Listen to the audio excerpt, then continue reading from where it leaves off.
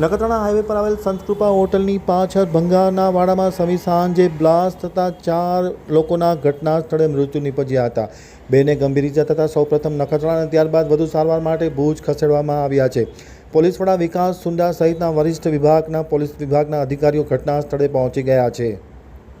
હવે જોઈએ નખત્રાણા આંતક ન્યૂઝ બ્યુરોનો એક વિસ્તૃત અહેવાલ. નખત્રાણા હાઈવે ઉપર આવેલ સંતકૃપા હોટલની પાછળ ભંગારના વાડામાં આજે સમી સાંજે અચાનક ધડાકાભેર બ્લાસ્ટ થતાં ભારે અફડાતફડી મચી જવા પામી હતી અને બ્લાસ્ટની ઘટનામાં 4 લોકોના ઘટના સ્થળે મૃત્યુ થયા છે અને 2 લોકો ગંભીર રીતે ઘાયલ થતાં તેમને સૌપ્રથમ નખત્રાણાના સરકારી દવાખાનામાં દાખલ કરવામાં આવ્યા છે, જ્યાં વધુ સારવારની આવશ્યકતા જણાતા તાત્કાલિક અસરથી તેમને એમ્બ્યુલન્સ મારફતે ભુજની જીકે જનરલ હોસ્પિટલમાં ખસેડવાની તજવીજ હાથ ધરવામાં આવી છે.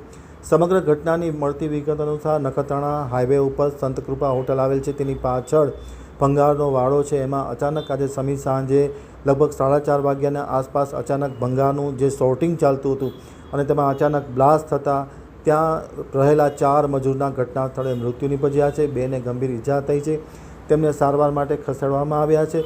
સમગ્ર ઘટનાની જાણ થતાં નખત્રાણાના સ્થાનિક પોલીસનો કાફલો ત્યાં ઘટના સ્થળે દોડી ગયો હતો. ત્યારબાદ ખુદ પોલીસ વડા વિકાસ સુંડા પણ ઘટના સ્થળે દોડી ગયા છે. LCB PI મકવાણા, PSI સિણોલ અને તેનો સ્ટાફ દોડી ગયો છે. સાથોસાથ SOGના પોલીસ ઇન્સ્પેક્ટર પણ ઘટના સ્થળે દોડી ગયા છે. આમ વિવિધ વિભાગના પોલીસ વડા અને પોલીસ અધિકારીઓ ત્યાં ઘટના સ્થળે દોડી ગયા છે અને સમગ્ર ઘટનાની તપાસ હાથ ધરવામાં આવી છે. સમગ્ર વિસ્તાર કોર્ડન કરી લેવામાં આવ્યો છે. કયા કારણોસર અને કેવી રીતના બ્લાસ્ટ થયો છે તેની સંપૂર્ણ વિગત મેળવવામાં આવી રહી છે.